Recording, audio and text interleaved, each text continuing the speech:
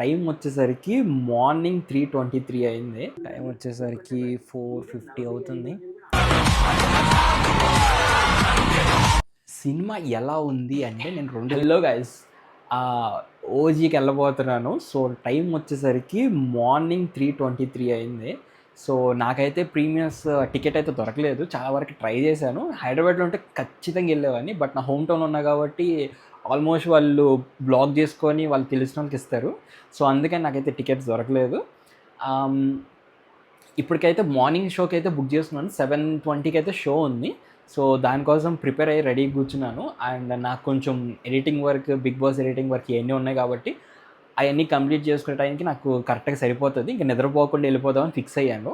So first time అయితే vlogging చేయబోతున్నాను. ఒక ఇంట్రోవర్ట్ వ్లాగ్ చేస్తే ఎలా ఉండిద్దో మీకు చెప్పబోతున్నాను, మీకు చూపిపోతున్నారు. ఇప్పుడే ఎడిటింగ్ చేస్తున్నాను అండ్ ఓజిత్ వైబ్ అవుతున్నాను రివ్యూస్ చూస్తూ. జస్ట్ పోస్టెడ్ ద వీడియో, ఇప్పుడే వీడియో పోస్ట్ చేశాను. అండ్ టైం వచ్చేసరికి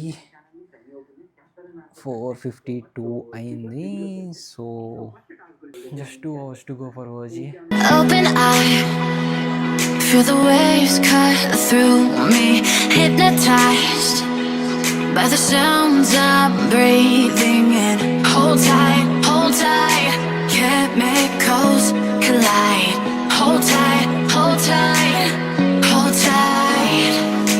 Dripping lights paint the skies, all because of you. Dripping lights paint the skies, only you.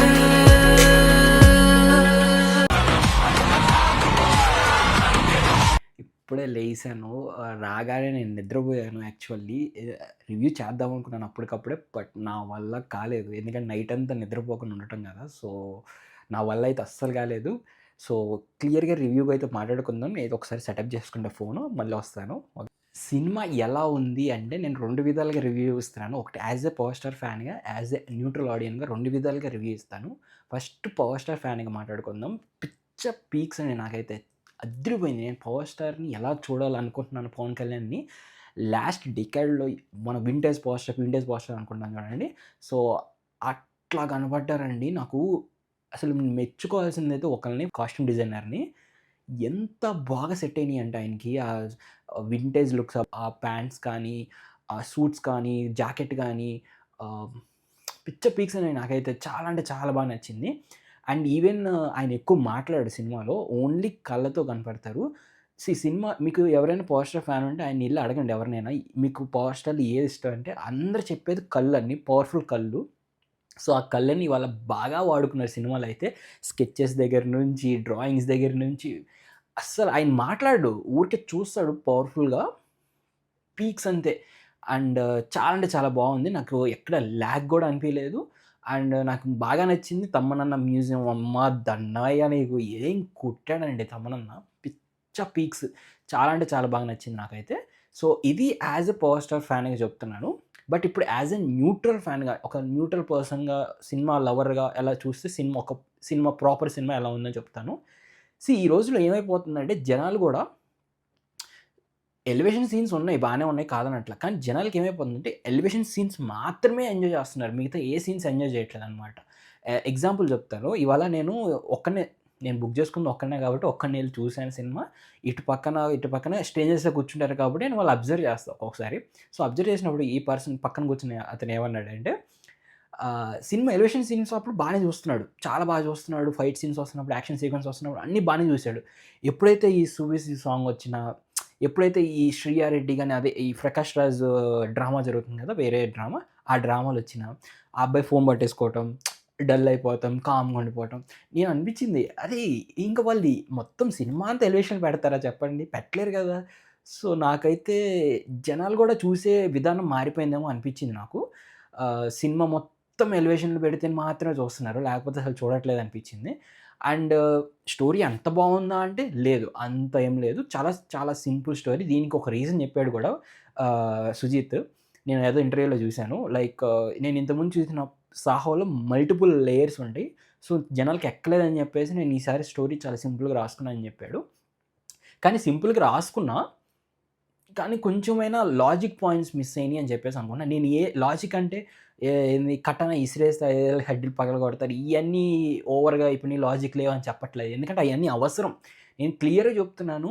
అది ఇప్పుడు నేను చెప్పేటప్పుడు ఏదో మీకు ఏందిరా సీన్ అని అనుకుంటారు కానీ, మీరు సినిమా చూసేటప్పుడు ఆ మూడ్‌లో ఉన్నప్పుడు సీన్స్‌లో జరుగుతున్నప్పుడు ఒక తర్వాత ఒక సీన్ వస్తున్నప్పుడు ఆ మూడ్‌లో అది క్యారీ ఔట్ అయిపోతది. అది చాలా మీకు నచ్చిద్ది గూడా. వావ్! అనుకుంటారు. ఇప్పుడేదో చెప్పినప్పుడు ఏంట్రా సీన్స్ అనుకుంటారు గానీ, అక్కడ ఆ సినిమాలో అద్దిరిపోతది ఆ సీన్స్ గూడా కొన్ని కొన్ని లాజిక్ లేకపోయినా.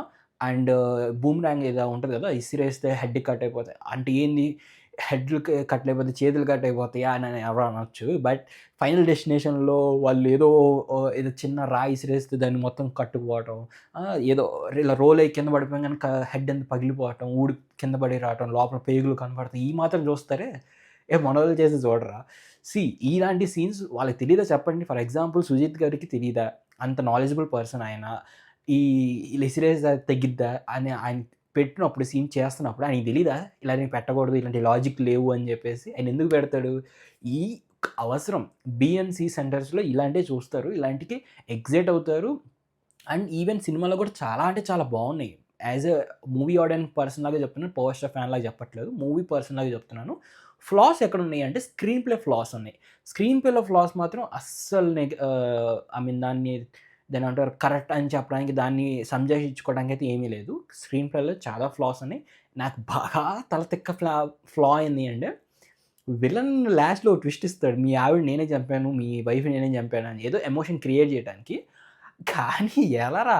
ఎలా లాజిక్ ఎలా? ముంబై యాడ, నాసిక్ యాడ 2 చోట్ల ఒకే పర్సన్ ఎలా కనపడతారు? ఇప్పుడు ఆల్రెడీ ముంబైలో ఒక సీన్ జరుగుతుంది. శ్రియా రెడ్డితో సుధాకర్ ఐ మీన్ సుబ్బలెక్క సుధాకర్ ముసలాయన గారితో గాని వీళ్ళందరితో ఒక సీన్ జరుగుతుంది. జరుగుతున్న సీను సిమిలర్ ప్యారలల్‌గానే అక్కడ ఇంకోటి సీన్ జరుగుతున్నప్పుడు 2 చోట్ల ఒకేసారి ఎలా కనపడతారు?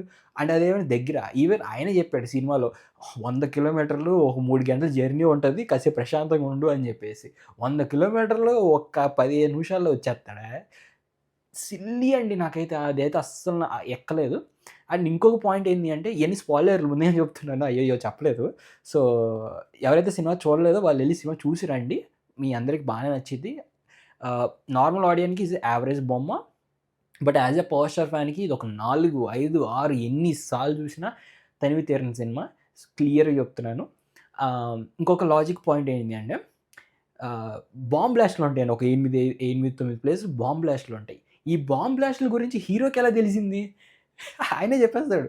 వీళ్ళిప్పుడు ఒక 8, 9 చోట్ల బాంబ్ బ్లాస్ట్‌లు పెట్టబోతున్నారు అని చెప్పేసి. అరే! ఎలా? అక్కడ ఎవరైనా నీ సీక్రెట్ ఏజెంట్ ఉన్నాడా? లేకపోతే డేవిడ్ బాయ్ ఎవరో డేవిడ్ బాయ్ అని చెప్పేసి అక్కడ ఎవరైనా ఉన్నారా నీకు తెలిసినోళ్ళు? ఎవ్వరు తెలీదు. నీకు ఓమి గురించి మాత్రమే తెలుసు. ఓమి గురించి కూడా తెలుసు. ఓమిలో ఎవరైనా ఉన్నారా మీకు తెలిసినోళ్ళు అంటే ఎవరు లేరు. ఇట్స్ అట్టర్‌లీ అసలు డిసప్పాయింటింగ్ నాకు అర్థం కూడా కాలేదు. అలా ఎలా తెలిసిపోయింది అని చెప్పేసి. క్లియర్‌లీ నాకు అర్థమైంది ఏంటి అంటే ఇది పాలిటిక్స్ ముందు తీసిన సినిమా, పాలిటిక్స్ తర్వాత తీసిన సినిమా. పాలిటిక్స్‌కి ముందు ఆయన ఫ్రీగా ఉన్నప్పుడు తీసిన సినిమాలో ఫస్ట్ హాఫ్ అంతా లాగేసారు అనిపించింది. ఎప్పుడైతే ఈ సెకండ్ హాఫ్ వచ్చిందో ఇదంతా పాలిటిక్స్ తర్వాత తీశారని క్లియర్‌గా అర్థమైపోతుంది చూస్తూనే.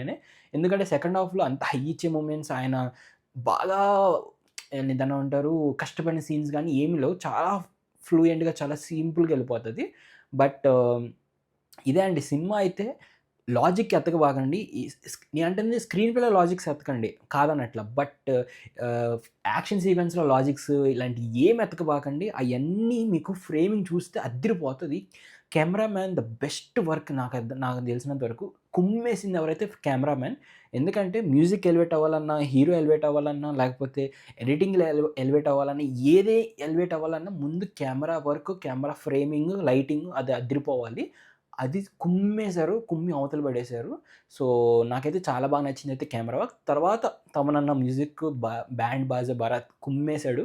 ప్రతి సీన్ ఎలివేట్ అయింది అంటే అది తమనన్న వల్లే.